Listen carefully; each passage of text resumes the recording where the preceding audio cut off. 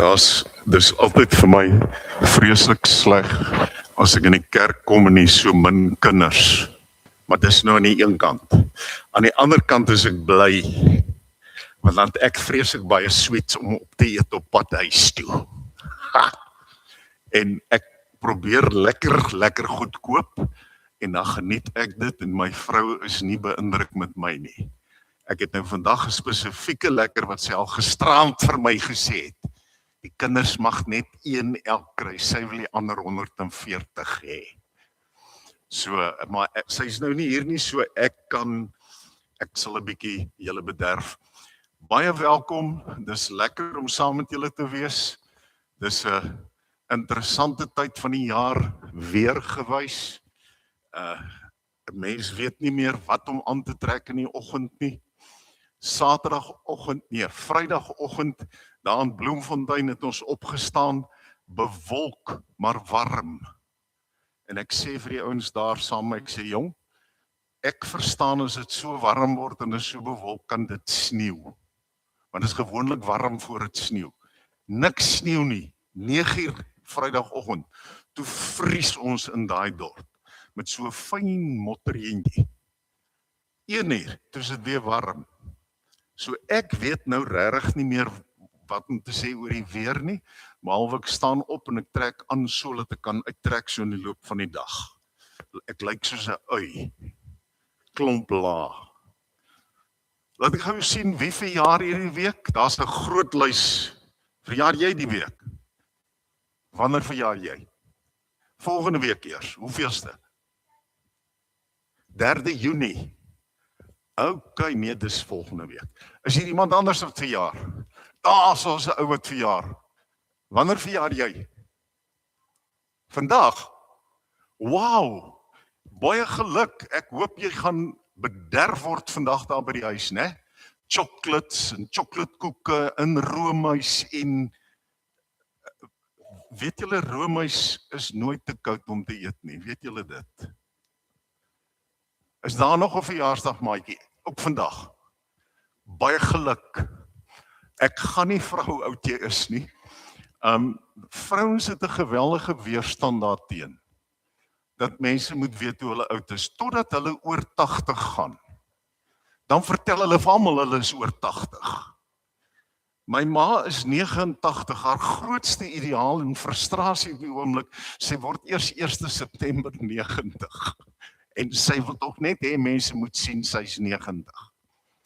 Maar onder 80 vra jy nie 'n vrou se verjaarsdag nie. Maar julle wat verjaar, julle het nou gesien wie daar nou opgesteek. Julle moet op die lys kyk, daar's 'n klomp wat vandag verjaar. En dan is daar 'n paar wat in die week verjaar. Onthou, dis jou geleentheid om te gaan koffie drink en te sit totdat die koek bedien word. En mag julle wat verjaar 'n wonderlike jaar hê, mag die Here julle verskriklik bederf. Mag jou ma jou net so erg bederf soos wat die Here jou gaan bederf. En sê vir die ouens wat verjaar asseblief, ons as gemeente sê vir hulle baie geluk. Ons gee vir hulle lekker hande klap. Wil net sê, daar kom nog 'n verjaarsdag maatjie in vir hierdie week. Hoe laat is ons by jou? Vir die spitbraai? Nee, maar jy verjaar mos nie vandag nie, jy verjaar mos iewers in die week. Ja, môre. Môre op die maandag is daar 'n spitbraai daar by hulle. Baie geluk, ons het nou net hande geklap vir julle, kom ons klap vir Karla op hande. Mag die Here jou bederf en jou familie nog meer. Dan, daar's nie kinderkerk vanmôre nie. En ons vra dat jy asseblief spesiaal sal bid vir Wally Kordier en Billy Sierenberg. Albei van hulle verspoedige herstel. En as daar ander mense in die gemeente is wat jy van weet, stuur dit maar vir Audie. Sy stuur dit weer op die WhatsApp groep en so weet ons vir wie gebid moet word. En dan gaan ons nou vanmôre 'n bietjie praat oor die gawes. En ek wil nou eers begin met 'n storie wat julle dalk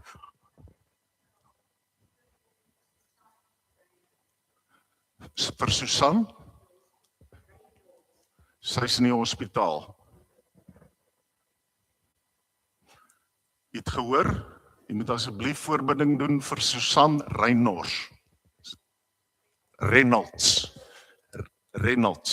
Asseblief tog, sy is in die hospitaal, dink baie ernstig en spesiaal aan haar. Ek wil vir julle 'n storie vertel, want ons gaan net nou terugkom na die storie. Daar's 'n ou storie wat ek gehoor het toe ek 'n jong mannetjie was, van die mens se liggaamsdele wat gestry het oor wie's die belangrikste. En so het elke deel 'n argument gehad. Die hand het gesê, man, sonder my kan julle niks doen nie. Julle kan nie aantrek nie, julle kan nie was nie, julle kan nie tande borsel nie, julle kan niks doen nie. Ek is die belangrikste. Nee, sê die oog, ek is die belangrikste. Want ek kyk. En as ek nie kyk nie, gaan julle nie weet, jy hand gaan nie weet waar is die klere wat jy moet aantrek of waar is die tandeborsel en alles. Nee, sê die mond. Ek is baie meer belangrik as julle. Ek moet praat, ek moet eet, ek moet glimlag. Ek is belangriker as julle almal. En so die hele lyf gestry. En toe sê die maag vir die lot, julle verstaan nie, ek is die belangrikste. En hulle wou hulle vrek lag. Hulle sê, nee man, waar val jy nou uit? Jy die belangrikste. Jy's nie eers mooi nie. En toe besluit die maag, is reg, hy hou op werk. Hy staak. En hierdie ou eet, en hy eet, en die maag sê net, ek werk niks. En wat toe gebeur is, al die kos wat ingaan, raak mos nou vrot daar binne, en hulle beklei met mekaar en raak die mekaar, en dan al die goed wat uit die kos uitkom, gaan in die bloed, en toe begin die kop seer raak, en die oë begin traan, en sy mond smaak nie lekker nie, en sy vingers wil nie vat nie, en uiteindelik is die hele lyf ongemaklik. En toe kom die lyf by mekaar en hulle sê, luister die ou maag, ons is verskriklik jammer.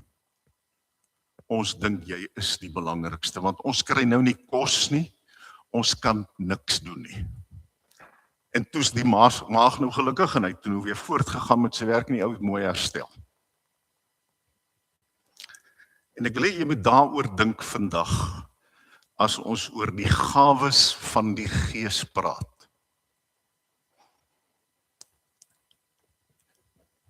En dan die vraag wat jy hierdie week moes antwoord. Wat is jou gawes? Weet jy wat dit is? En gebruik jy dit? Dis die vraag. Right, nou voor ek verder begin, die kinders moet gou hier na my toe kom.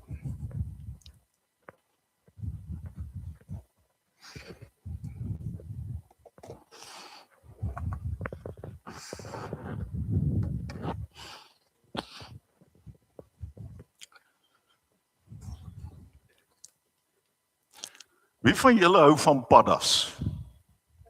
Hou jy van paddas? Het julle een vasgehou? Ja. En het jy nie vrytjies op jou hande nie? Nee. Ons, die ou mense gaan vir jou sê, as jy padda vat, dan kry jy vrytjies op jou hande. Kan jy dit onthou? Jy was so bang vir 'n padda, jy kon doodgaan. En dan kry jy op 'n dag vrytjies en jy het nie aan 'n padda gevat nie. Wat nou? Hou jy van 'n padda? Het jy nog nooit een vasgehou of niks? Wat sê, hoe klink 'n padda, wat se geluid maak 'n padda? Kom, sê vir my. Hy kwak, ja. Sê, 'n groot brulpadda. En dan is daar kleintjies, en allerlei soorte paddas wat in die wêreld is. Nou, ek gaan julle nou 'n sweetie of 2 gee. En julle kan hulle eet nou. En ek het 'n padda gekies, want waar bly 'n padda? By die dam, in die water, langs die water, is 'n plat op die aarde dier. As jy paddas sien aankom en hy lyk so, dan hardloop jy, want dan sit 'n alien, dis nie 'n padda nie. 'n Padda is so ding, hoewel ek sien dat sulke paddas in party lande. Hoekom het ek 'n padda gevat? Want dis een van die algemene goeters wat ons in die lewe sien, maar ons kyk hulle maar net so. OK. So, julle moet nou vir julle hier elkeen so 3 paddas vat.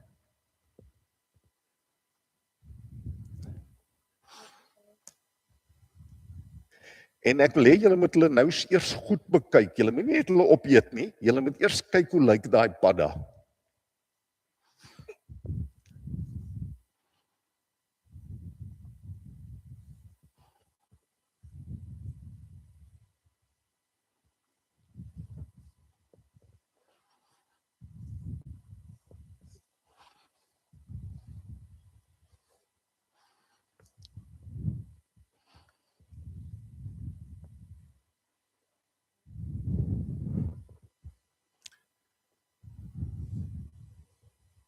Ja, julle moet hulle mooi vashou, hulle kan spring, né? Kan hulle nie spring nie? Nee, jy moet net as jy hom iewers sit en jy kyk lank genoeg, joune dan nou net gespring. Hierdie een haar padda het nou net hier op die grond gespring. Hy het mos gespring, né? Nou, julle moet nou daai paddas mooi bekyk. Sien hoe lyk hulle? Hulle lyk soos paddas, hoewel ek dink nie, ek weet nie of ek het al 'n geel padda gesien. Julle al 'n geel padda gesien? 'n Rooie? Ek het al 'n rooi gesien, 'n rooi en swart ene. 'n Groen padda. 'n Groene en 'n bruine, dis heeltemal reg. Yes. Maar hierdie's, dis vir my, ek dink dis dogtertjie paddas, want hulle is baie grand aangetrek. Sien julle? Nou, hoekom gee ek vir julle paddas? Om vir julle te sê, dis maar eintlik soos ons mense ook is.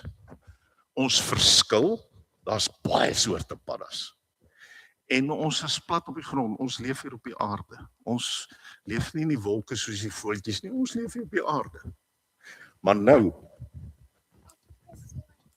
het jy 'n swart padda gekry? Wow! Ja! Jong, dis 'n mooi padda. Julle moet gaan kyk, laat pappa vir julle op die rekenaar wys hoe lyk 'n mooi rooi en swart padda. Nou, julle gaan nou sit, jy gaan jou paddatjies opeet, maar jy moet hom eers mooi kyk, en vir vandag, tot aan die einde van die kerkdiens, is ons almal paddas, OK? Is dit reg so? Daar's nie belangriker paddas nie, ons is almal paddas. Gaan jy daai twee by die huis eet? Hierdie meisiekind beplan vir die dag. Ek is baie beïndruk. Goed, julle kan gaan sit en julle kan julle paddas rustig geniet. Maar julle moet nou onthou wat ek sê, ons is almal vandag paddas.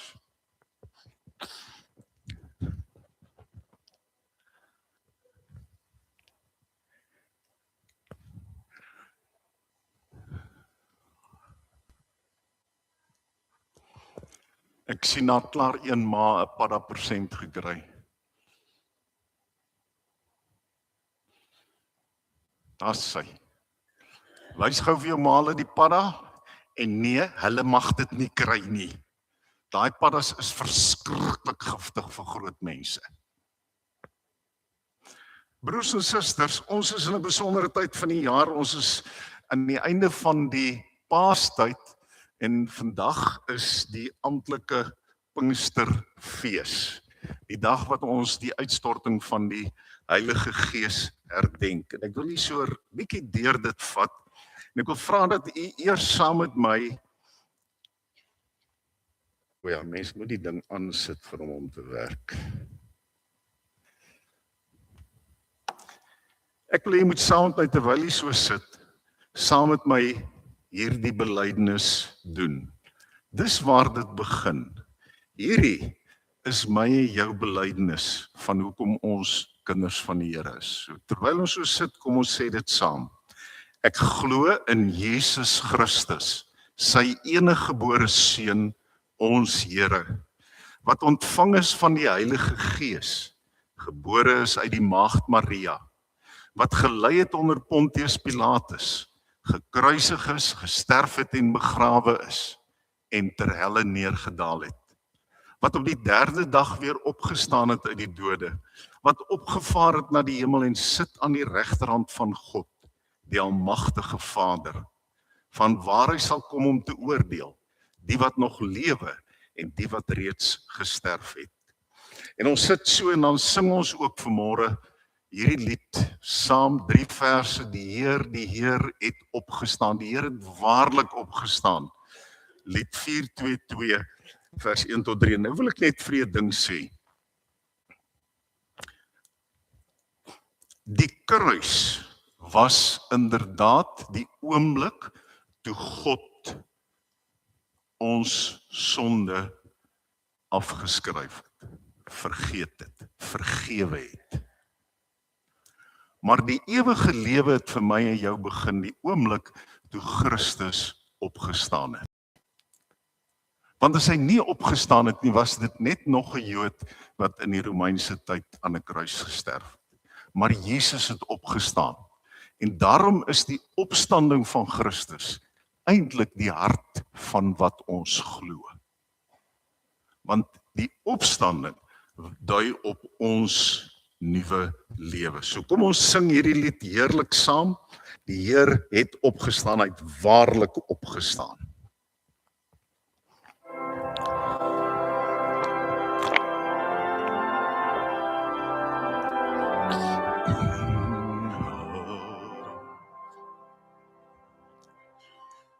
Die Heer het opgestaan, die Heer het waarlik opgestaan.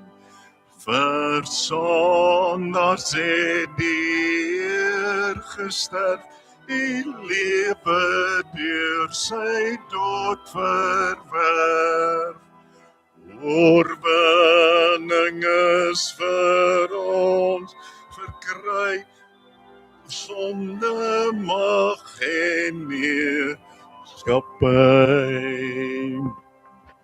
Die Heer het opgestaan, die Heer het waarlik opgestaan. Die Heere leef, die Heere bly, ons in die aardse stryd naby. Hy het oorwin die dood, die hel, ons kan dit wêreldwyd vertel.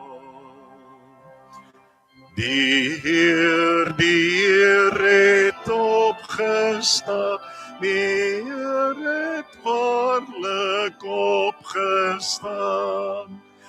Aan hom die lof, die roem, die eer, en laat ons met hom triomfeer. Laat ons, o Here, deur die Gees afhanklik en oorwinnaars wees.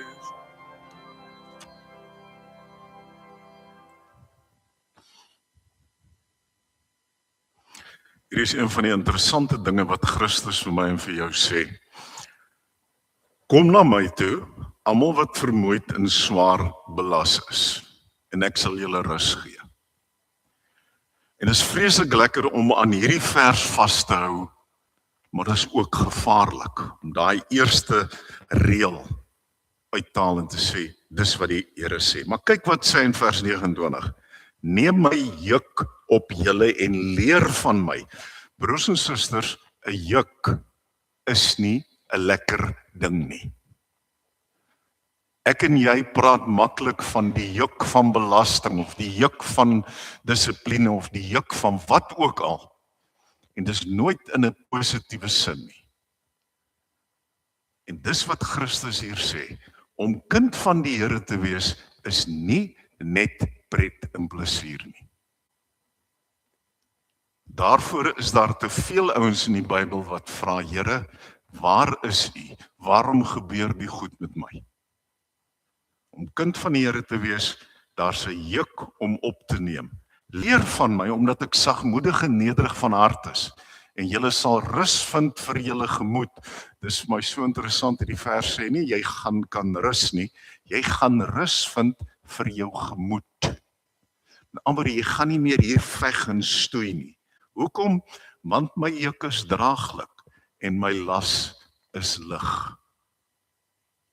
Maar daardie juk wat draaglik en lig is dit net as Jesus Christus jou verlosser is. As hy dit nie is nie, dan is daardie juk ondraaglik.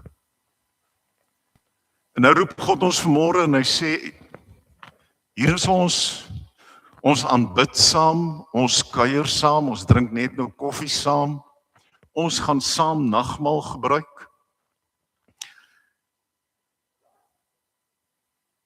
En wanneer ons met hierdie dinge besig is daar een ander gedagte wat jy iewers in jou kop so bietjie moet oordink.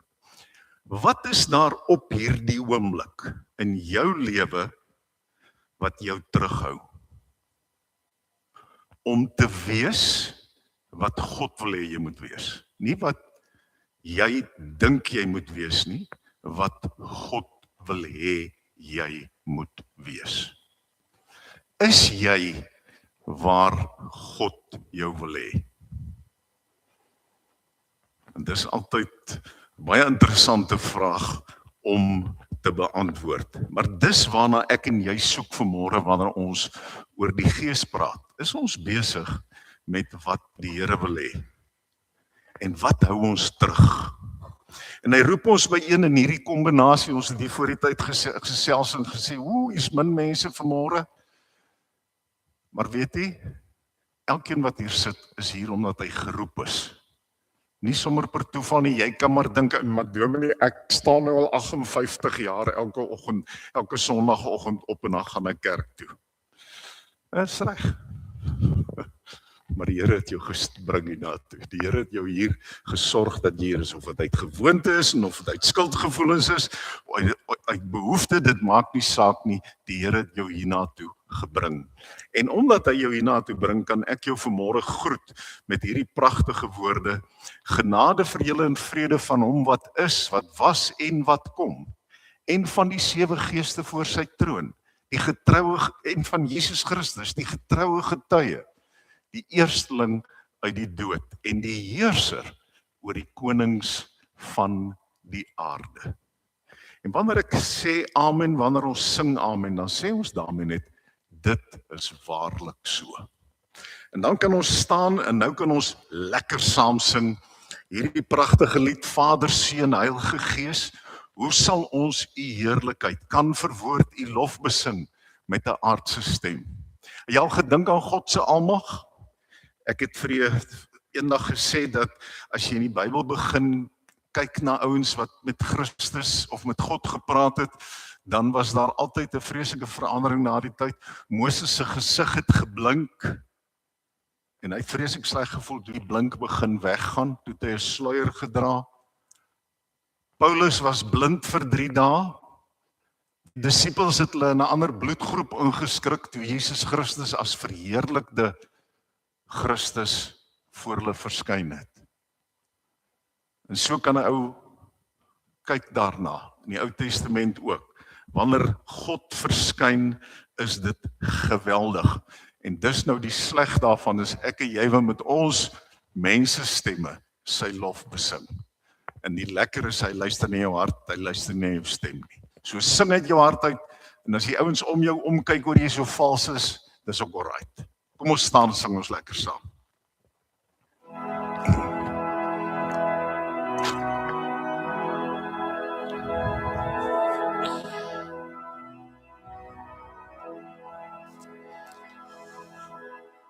Vader, Seun, Heilige Gees, hoe sal ons heerlikheid kan verwoord die lof besing met 'n aardse stem. Heer die Vader, Heer die Seun, Heer die Gees as God en Heer. Heer ons God as majesteit, lof hom tot in ewigheid. Word uit word, lig uit lig, kom as mens op aarde, bo begrip ons verstaan, is die grootheid Heer. Heer die Vader, Heer die Seun, Heer die Gees as God en Heer. Heer ons God as majesteit, lof hom tot in ewigheid.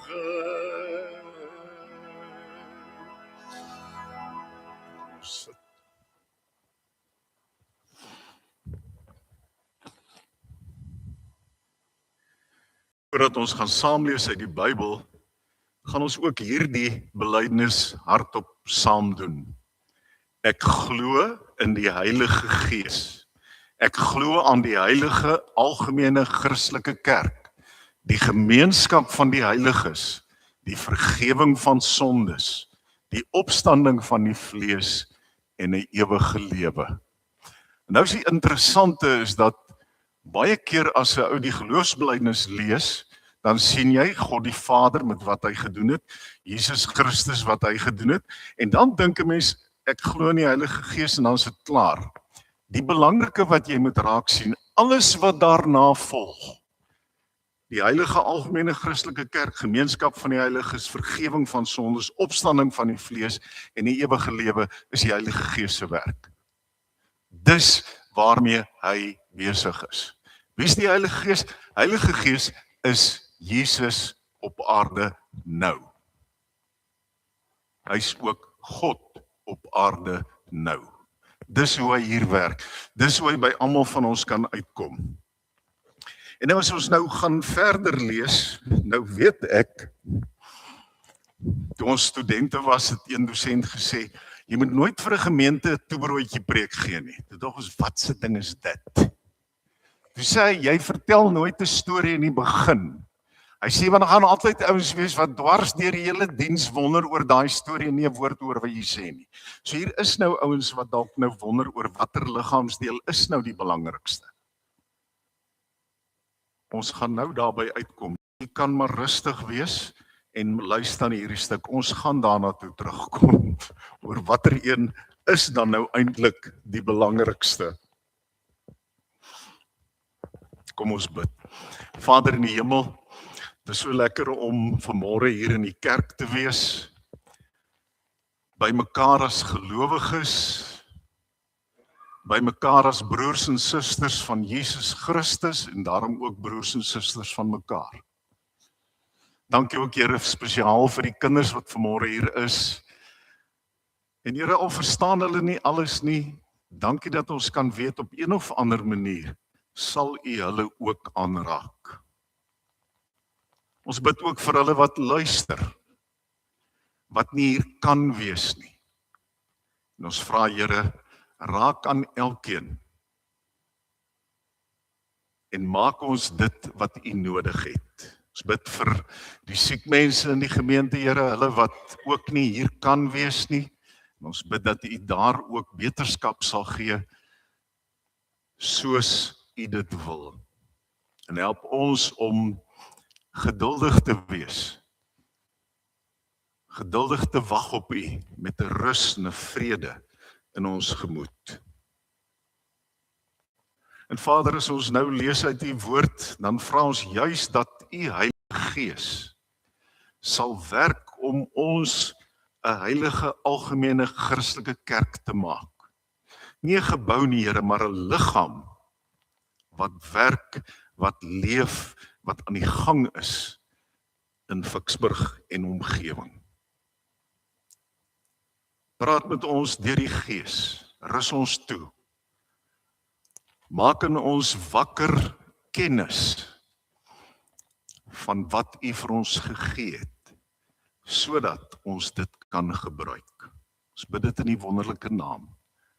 Amen. 1 Korintiërs hoofstuk 12.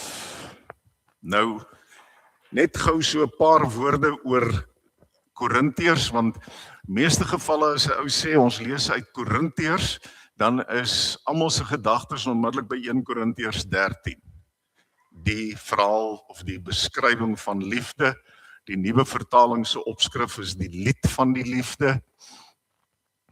En weet jy, die hoofstuk 11, 12 en 13 is op 'n besondere manier aan mekaar vasgemaak. In 11 gaan dit oor die gemeente en wat in die gemeente gebeur. Nou die hele Korintiërs, al twee briewe gaan maar oor wat in die gemeente gebeur, maar in hoofstuk 11 skryf Paulus spesifiek goeters wat nie moet gebeur nie. Nou, net om vir u te verduidelik, die nagmaal in die Bybelse tyd was nie soos hierdie nie. Nagmaal in die Bybelse tyd was werklik 'n maaltyd met brood en bekers wyn. Want dit was die kos van die mense. Dit was nie uitsonderlik nie, maar dan het hulle nagmaal gehou en almal het kom eet by die kerk. En as 'n mens nou die kommentaar lees, dan lyk dit asof daar van die ouens was wat kerk toe gekom het en dan het hulle gevreet. Hulle het ingevaar in daai brood en wyn, soos jy nie kan glo nie, en hulle het so te kere gegaan dat daar mense was wat niks gekry het nie. En dan sê Paulus vir hulle, wow, dis nie hoe dit werk nie.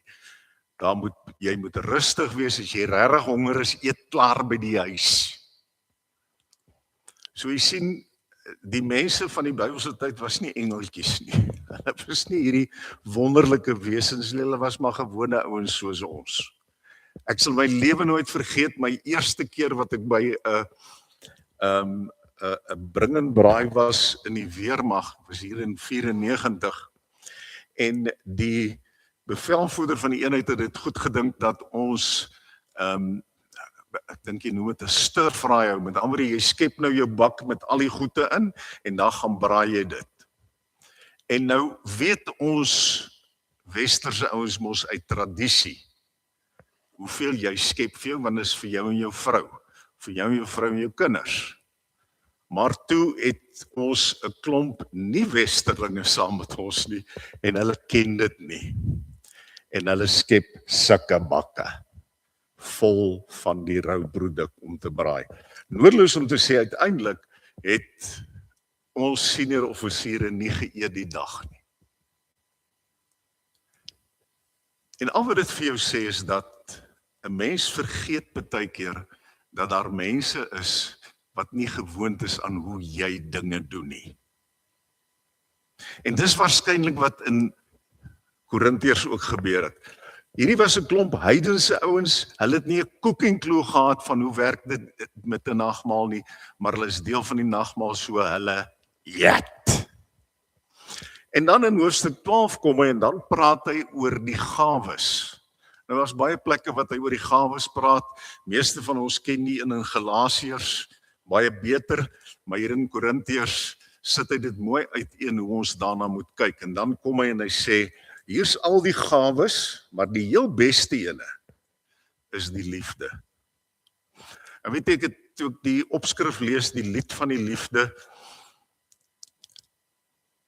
het ek die belewenis gehad, maar hierdie is nie regtig waaroor dit gaan nie. Dis nie 'n lied van die liefde nie. Eintlik beskryf 1 Korintiërs 13 hoe ek en jy moet leef. Dis ook nie geskryf vir 'n huwelik nie. Hoewel dit wonderlik is as dit in die huwelik so gaan. Hierdie is 'n handleiding vir hoe leef ek en jy as kinders van die Here. Met die liefde. So as jy nou weer 1 Korintiërs 13 lees hom bietjie wyer as net hoe jy hom dalk tot nou toe gelees het. En dan in hoofstuk 12 moment, want hierdie liefde kom tot uiting op verskeie maniere. Die liefde, daar's nie net een manier nie. Dis nie net wanneer jy verlief raak wat jy lief is vir iemand nie. Jy's ook lief vir jou kinders en vir jou ma en jou pa, vir jou boeties en jou sissies, hoewel ek verstaan dis maar moeilik. Veral as hulle klein is. Boeties en sissies kan verskriklike aaklige goeters wees met mekaar. Ek verstaan dit. Jy sal dit ook onthou uit jou kinderdae. Ma, boetie terg my. Dit was die standaard ding. Boeties het sissies geterg. Maar gaan lees dit. En hy sê, hier in hoofstuk 12, hoe maak ons om hierdie liefde uit te leef? Ook in die huisgesin, ook daar op die sportveld, ook waar ook al. Maar dan, wat gee God vir jou om liefde uit te leef? Dis waar die gawes inkom. En dit moet jy verstaan. En dit gaan ons nou lees. Vers 3. Daarom maak ek aan julle bekend dat niemand wat deur die Gees van God sê, Jesus is vervloek nie. En niemand kan sê Jesus is die Here, behalwe deur die Heilige Gees nie. Ons het baie dikwels 'n vreeslike kritiese houding teenoor ander gelowiges. Man, daai ou is nie in my kerk nie, jy weet, in daai kerk. Daar gebeur snaakse goed. Weet jy, die ander kerke sê dieselfde van die NG Kerk. Hier gebeur snaakse goed.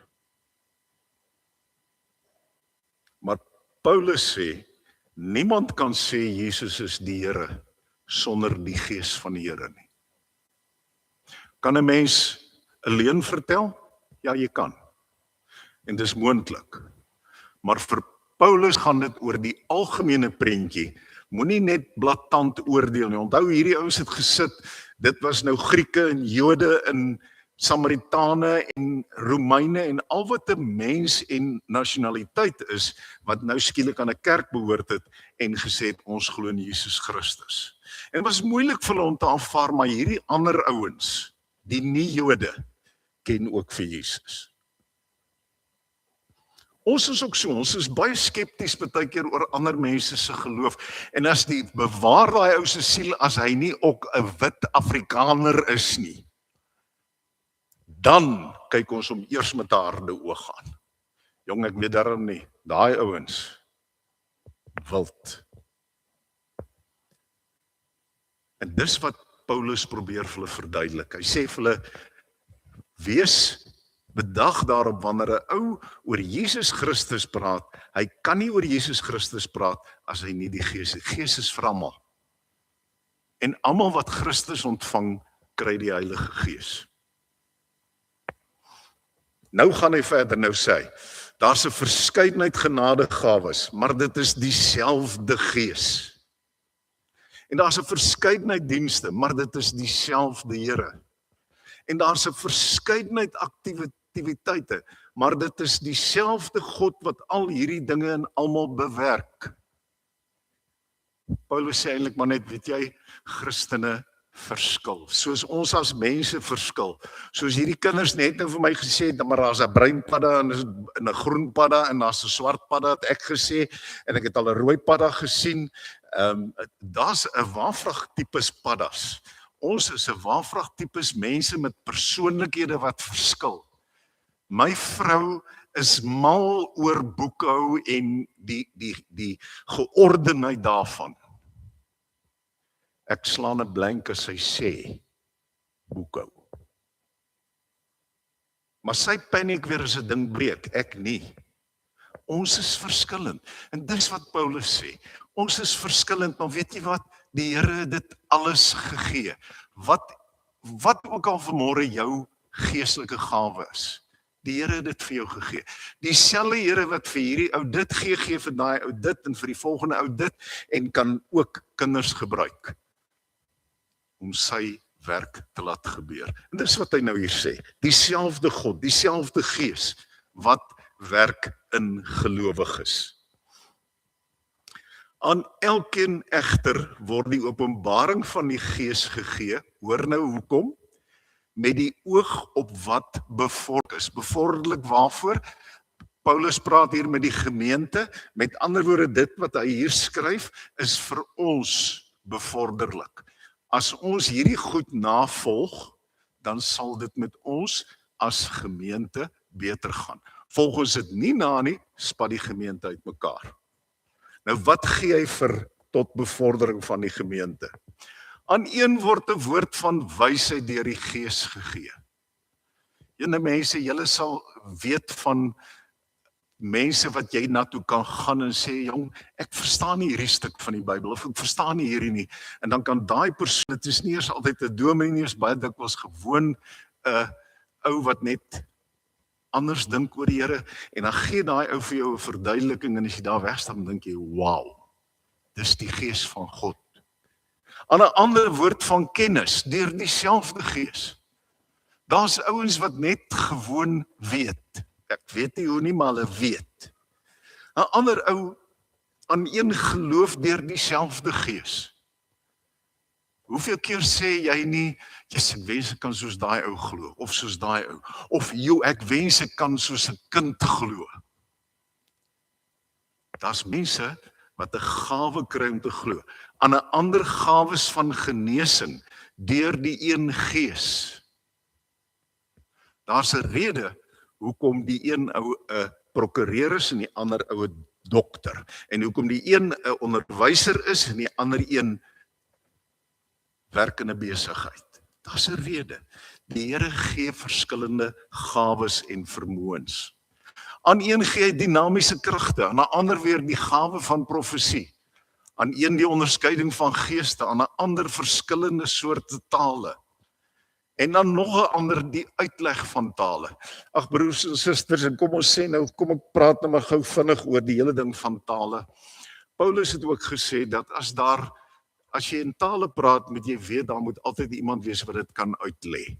As daar nie iemand is wat dit kan uitlê nie, het daai taal geen betekenis. Dit het net betekenis vir die persoon wat in daardie taal spreek. Hy sê uiteindelik ook, hy praat liewer 3 woorde in 'n verstaanbare taal, wat tot stigting is vir die mense, as 1000 woorde in 'n vreemde taal, wat niemand kan verstaan nie. En u weet hoe voel dit baie keer, as mense van 'n ander kultuurgroep in hulle taal praat, en jy weet nie wat hulle sê nie. Dis baie keer verskriklik sleg. En dis wat Paulus hier vir hulle sê. Daar is verskillende gawes, party ons praat in tale, ander lê dit uit. En nou gaan hy voort en hy sê, een en dieselfde Gees bewerkstellig al hierdie dinge, wat hy aan elkeen afsonderlik uitdeel volgens sy wil.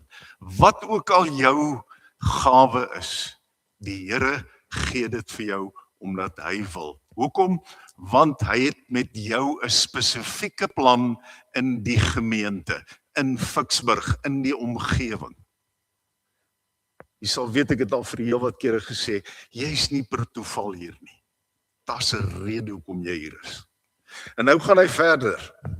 Want soos die liggaam 'n eenheid is, maar uit baie ledemate bestaan, en al die ledemate van die liggaam, alhoewel hulle baie is, een liggaam vorm, soos dit met Christus. En dan sê hy verder, ons is tog almal deur die een Gees in een liggaam gedoop, Jode of Grieke, slawe of vrymense, op 'n ander plek sê hy by man en vrou, en ons is almal met een Gees deurdrink.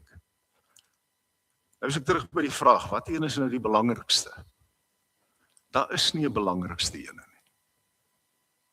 Daar is gewoon nie 'n belangrikste deel in jou liggaam nie. Die Here het die mens gemaak om 'n volkome, die Engelse woord is 'n unit te wees, 'n eenheid te wees.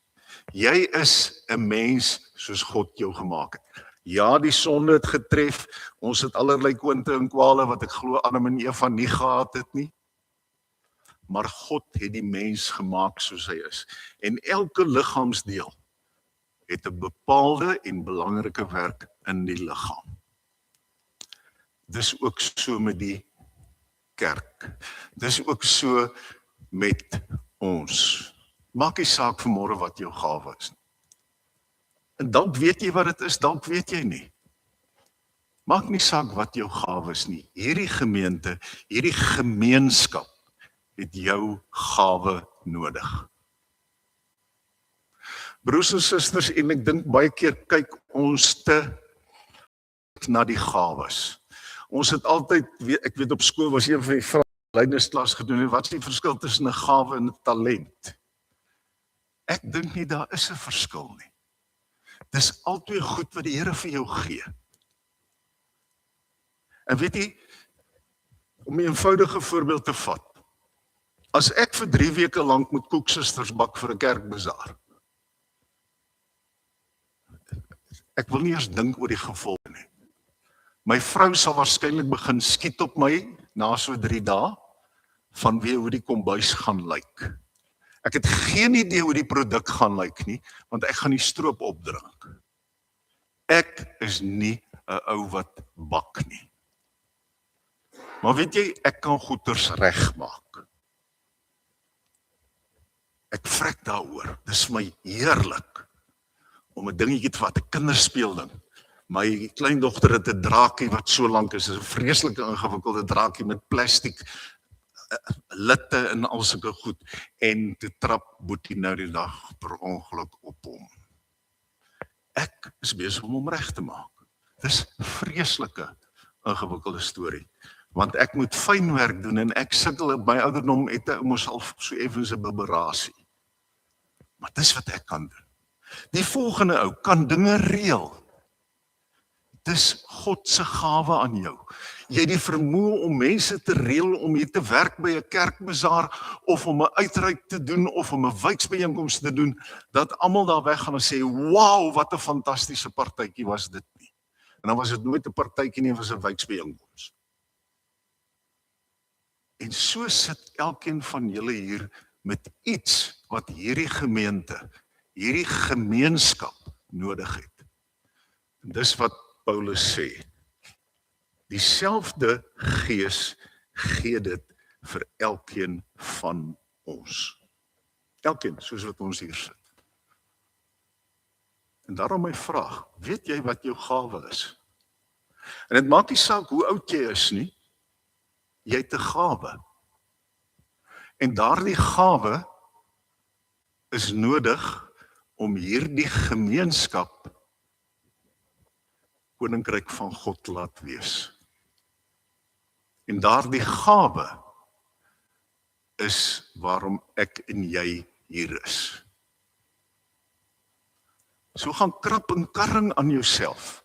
Gaan soek, wat is jou gawe? Wat is dit wat jy kan doen om in hierdie gemeente en in hierdie gemeenskap 'n verskil te maak? Broers en susters, waaroor dit hier gaan? Al die jare in die NG Kerk, het die NG Kerk gewerk met 'n herderkudde model. Jy het 'n dominee gehad wat voorgeloop het, of wat, jy het 'n herder en jy het skape.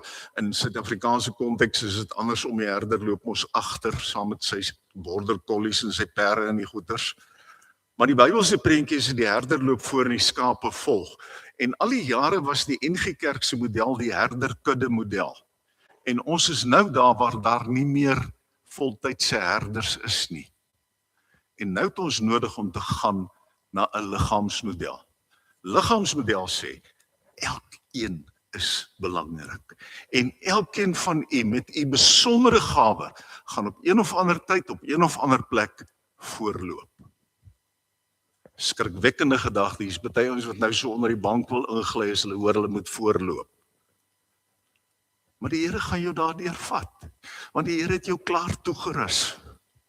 En al wat jy moet doen is moet sê, dis wat ek kan doen, en dan doen jy dit.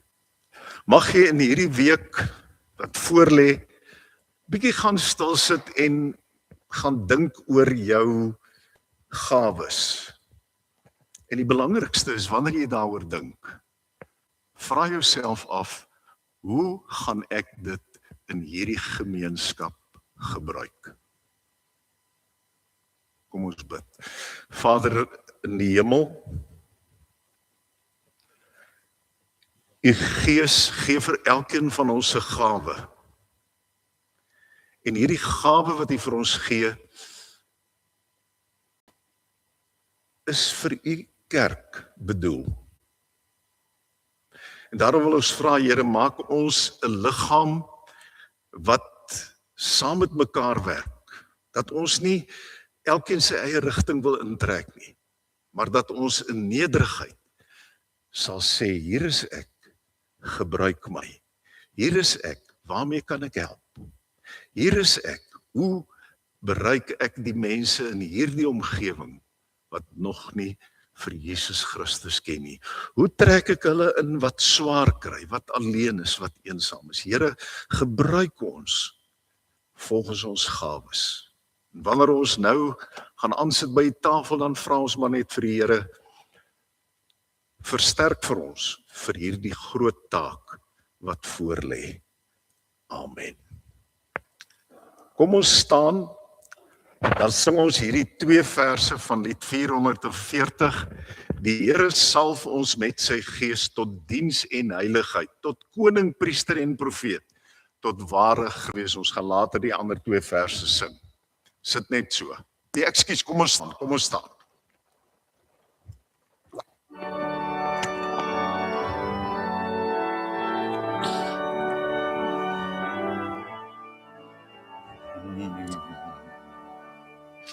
Die Here salf ons met sy gees tot diens en heiligheid, tot koning, priester en profeet, tot ware Christen wees.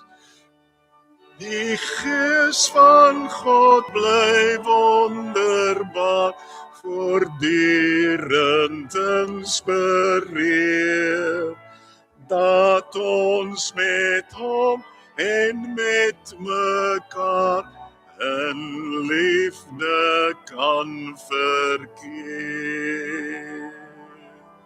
Sit.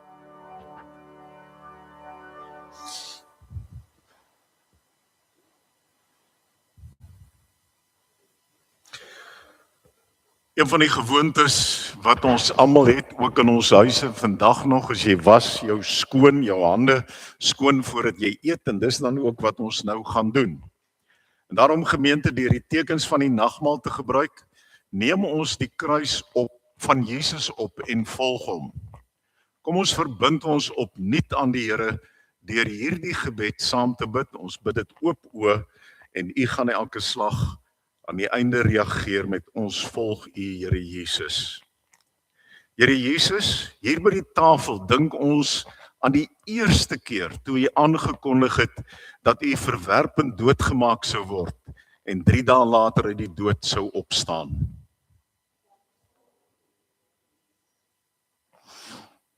Here Jesus, ons onthou u woorde. As iemand agter my wil kom, moet hy homself verloon, sy kruis opneem en my volg. Here Jesus, u het gesê, want wie sy lewe vir homself wil behou, sal dit verloor. Maar wie sy lewe vir my en die evangelie verloor, sal dit behou. Here Jesus, u het gevra, wat help dit 'n mens tog om die hele wêreld as wins te verkry en sy lewe te verloor?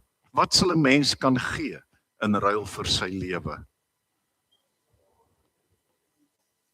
Amen.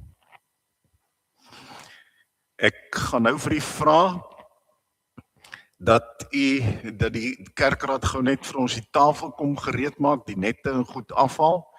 En dan daarna gaan ons vir die geleentheid gee. U gaan hier verbykom, u kom haal die brood en die wyn. Daar is druiwesap op die binneste ring en kom haal dit asseblief vir u as familie en dan gaan sit ons weer. Ons gaan net nou almal saam die nagmaal gebruik. Kerkraad asseblief.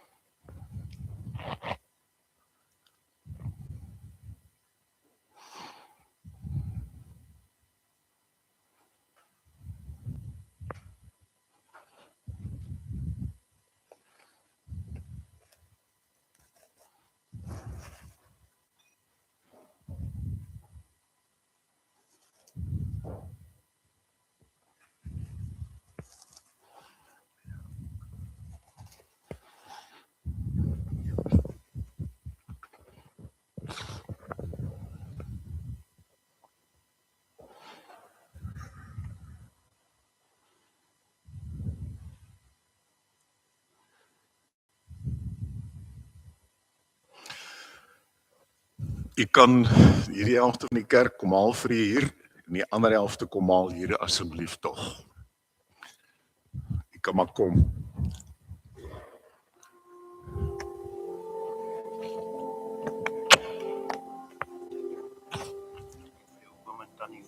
Yes.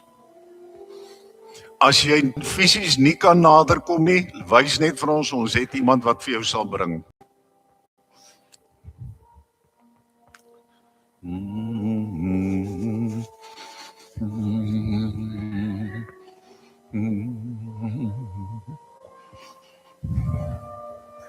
Môre.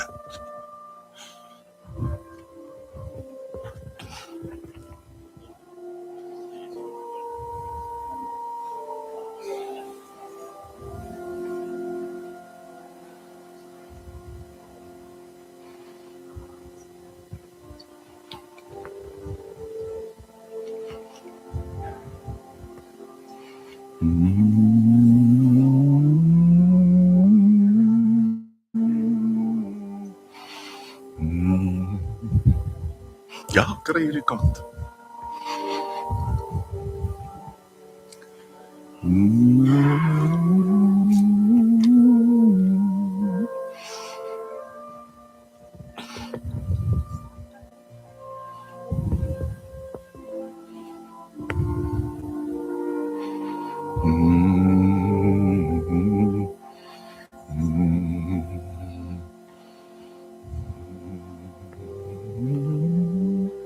Ja, julle kan gaan.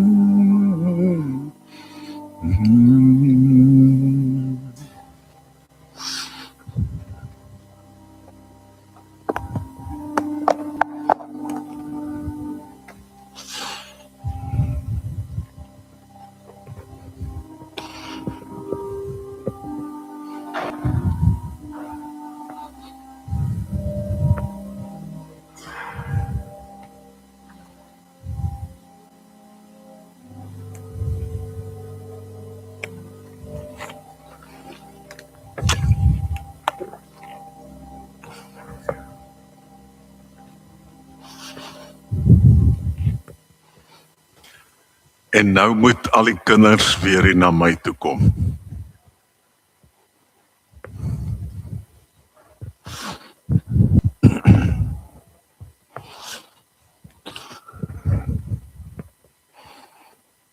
Nou julle moet hier vir my kyk.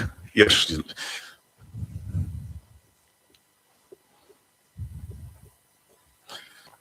kom nader.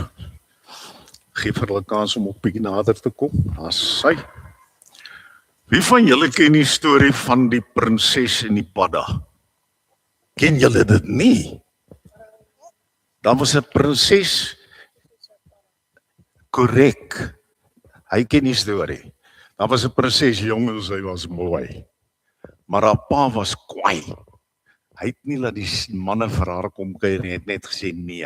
En toe eendag sit sy by die fonteintjie en sy huil kliphard. En hier kom 'n padda aan en hy sê vir haar, "Hoekom huil jy so?" Dis sê, "Want ek kry nie 'n man nie. En my pa wil nie vir my 'n man kry nie." Die padda sê, "Dis baie maklik, soen my dan word ek 'n prins." Wie van julle het al 'n padda gesoen? Nee. En raai wat gebeur toe sy die padda soen? Want sy was al so moedeloos gewees, toe soen sy maar die padda. En raai wat gebeur toe met die padda? Nee, toe word hy 'n prins. Sy het nie 'n padda geword nie, hy het 'n prins geword. En weet julle wat? Toe trou hulle en dit was, haar pa was bly en haar ma was bly oor hierdie nuwe padda prins. Nou, julle het nou julle paddas opgeëet, behalwe jy het jou nou geberre, né? Het jy 2 geberre? Hierdie meisiekind gaan in boekhou gaan. Kan sommer sien, sy weet klaar van hoe werk die goed. Julle het nou julle paddas geëet en ek het gesê ons almal paddas. Die groot ding is net, al soen jy my tot jy groen in die gesig is, ek sal nooit 'n prins word nie. En ek gaan ook nie 'n padda word nie. Maar weet julle wat doen die Here? Hy vat ons net soos ons is. Hy sê, kom hierso, ek wil julle hê, of jy nou 'n groen padda, rooi padda, swart padda, blou padda, pink padda. Wat het ek uitgelaat? Oranje padda, pers padda, geel padda, 'n brilpadda. 'n bruin padda. Ja, ek is meer 'n brilpadda as 'n ander een. Maak nie saak wat jy is nie. Ja, ek het nie swart gesê nie, jy's reg.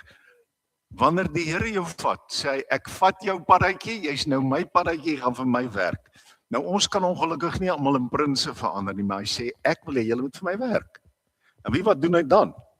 Dan gee hy vir jou 'n kroon. Nou hierdie is klein kroontjies, want julle het klein paddatjies gekry. Ek kan nou nie vir die padda so 'n kroon gee nie, dan hoe gaan dit lyk? Die padda gaan die hele tyd hier rondspring, maar hy gaan nooit die kroon op sy kop kan sit nie.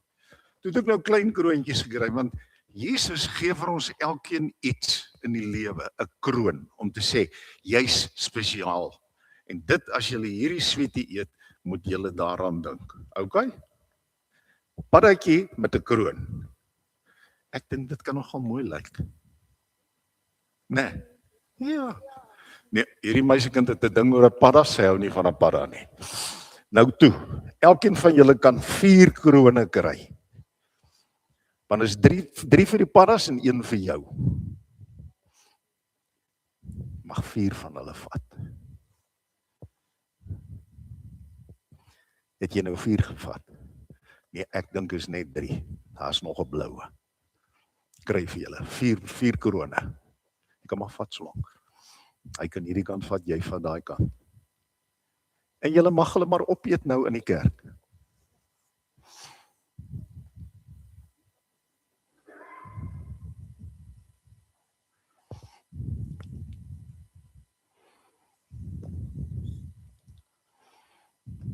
Toe maar dit gebeur, maar ou se kroon glip soms. Onthou nou, 1 kroon is joune, die ander 3 is vir die paddatjies wat julle opgeëet het. Behalwe sy wat 2 paddas geberg het, sy gaan 2 krone vir die ander paddas berg, né? Nee, dis 'n kroon. Ek weet nie, hy het 'n ekstra stukkie soetheid by. Ek gaan hom eet. Weet nog nie gekry nie. Kom, kry vir julle. As jy nie kry nie, is dit jou eie skuld. En dan mag jy nie sê die dominee is 'n bad guy nie. Of is 'n padda.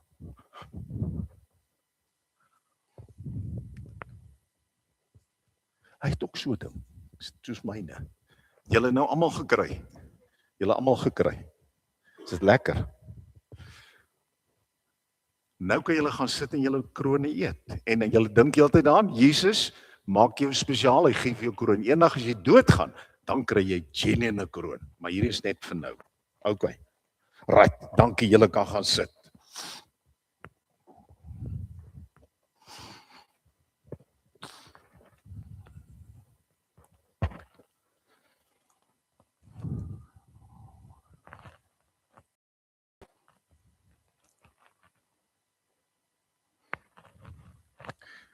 Die nagmaal. Dis in die eerste plek herinneringsdiens.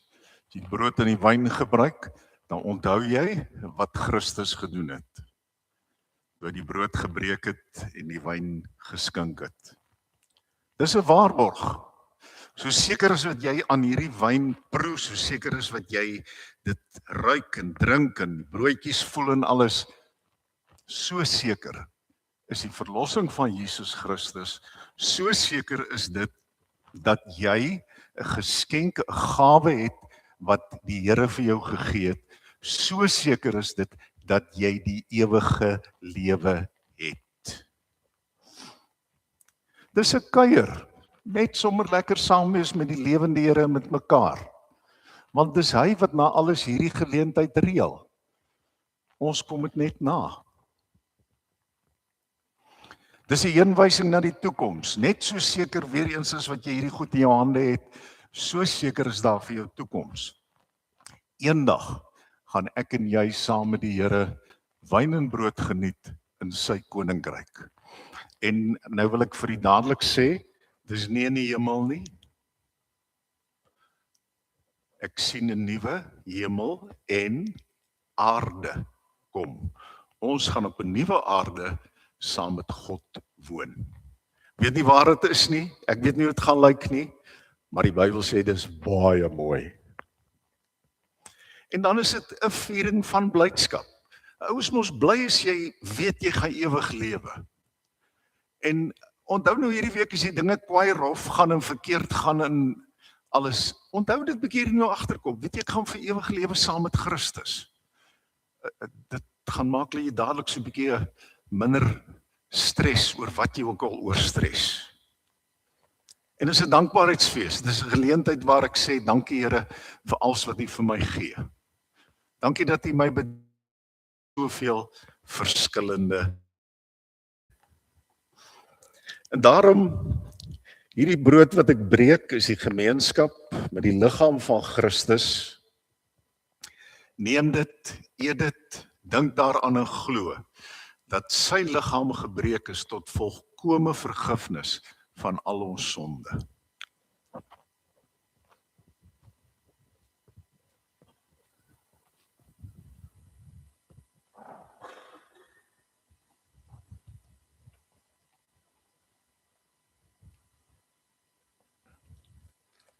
Beker van danksegging is die gemeenskap met die bloed van Jesus Christus.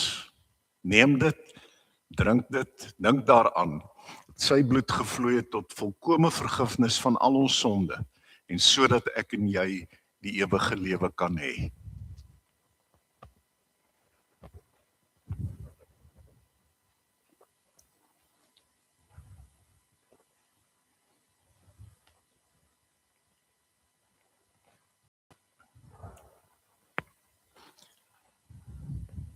Vader, baie dankie dat U ons op hierdie manier versterk. Dat U vir ons hoop gee vir die toekoms. En Here, bo alles dat U vir ons juis met hierdie tekens motiveer om elke dag die gawes wat ons van die Gees ontvang tot U eer te gebruik. Amen. Ons sit net so, dan sing ons nou hierdie 2 verse. Die Heilige Gees gee uit die skat deur Christus self verdien. Sy liefde, blydskap, vrede, guns kom hy aan ons voorsien. Daardie 2 verse.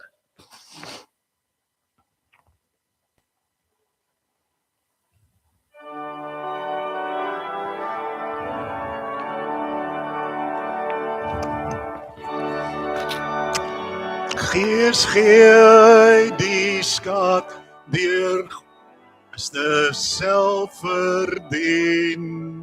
Sy liefde, blydskap, vrede, guns kom hy aan ons voorsien. Laat lei deur God se Gees iets van Christen wees. Hy leer ons met getuig en dien en lief is sonder vrees.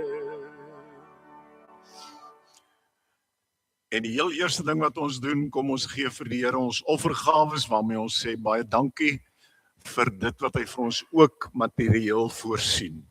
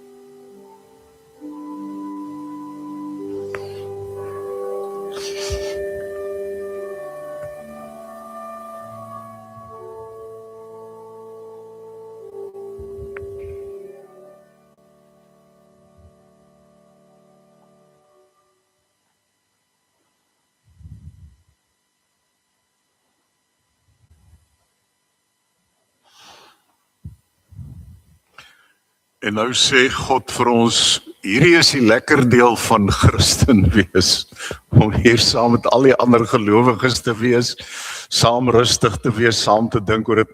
Want nou stap jy by daai deure uit en daai deure as hy oopgaan, is dit die sendingveld. En ek wil jou vanmôre uitdaag, elkeen van u, as gesinne, as families, as enkellopers. Mense wonder altyd, waar begin jy? Ek wil jou vanmôre uitdaag, in hierdie week, 2 weke dalk tot die einde van Mei, dis nou nog so 'n week, gaan julle, jy man en vrou, jy alleenloper, waar jy ook al bly, jy wat op die plaas is, maak nie saak waar jy bly nie, gaan kuier vir een ander gesin in hierdie volgende week. Jy bel en jy sê, ek kom by jou koffie drink, ek wil nie koeke hê nie, ek wil nie beskuite hê nie, ek wil nie eet nie, ek kom net by jou koffie drink. Ek wil graag net hoor, hoe gaan dit met jou? En jy doen net dit. Nou is daar 'n triek, en dis nou die imam ek julle nou vang, want ek sien nou al, hoe sit julle rond, kyk, wie gaan ek vra? Het mag nie iemand wees wat vanoggend in die kerk was nie. Net een persoon, een gesin, een persoon, een gesin. Al gaan julle ook na die ouete huis toe en gaan kuier spesiaal vir iemand, vat koffie saam, maar gaan kuier vir iemand wat nie vandag hier is nie. Gaan sit net daar, gaan vertel 'n bietjie van wat jy vandag beleef het.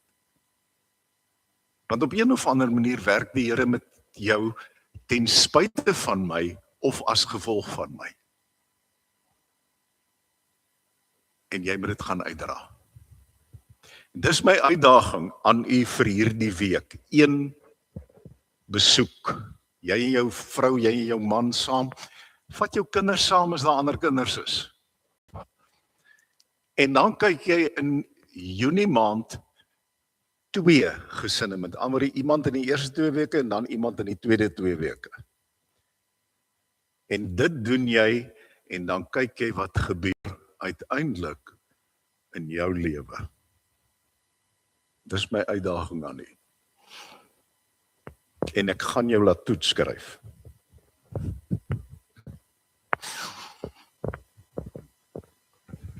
Kom ons sluit af met hierdie lied, O Gees van Vader en van Seun, ons voorspraak, leidsman krag, en u vul ons diepste hartsverlange.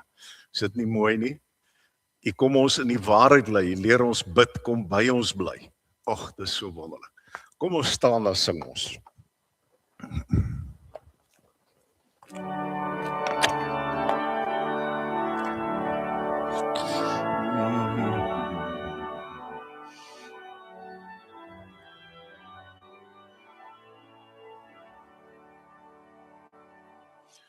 O Gees van Vader en van Seun, ons voorspraak, leidsman, krag en steun,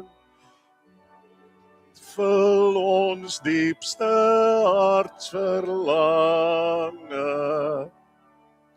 U kom ons in die waarheid lei, u leer ons bid, kom by ons bly, en lof ons met ons lofgesange, steeds die goeie in ons werk, bewaar, vermeerder en versterk. U maak die skrifte vir ons op, bekeerdes deur die Gees gedoop, sing met blydskap, skuldvergewing. Verlos na liggaam en na gees. Al vol vreugde in die fees. God gee nuwe heilsbedeling. Breek ons brood in gebed. Saam loof ons God wat ons kom red.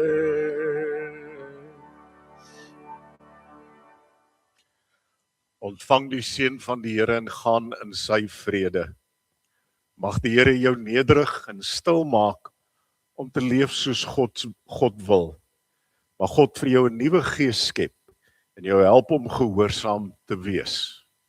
Mag jy elke dag begryp, jy is gedoop met die Heilige Gees, jy het 'n gawe om mee te werk.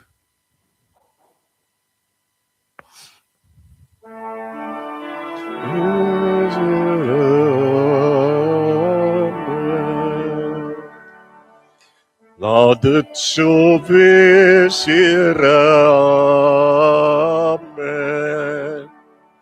Laat dit wees, Here, amen.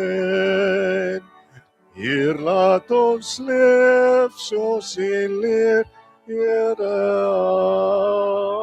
amen. Laat dit so wees, Here, amen.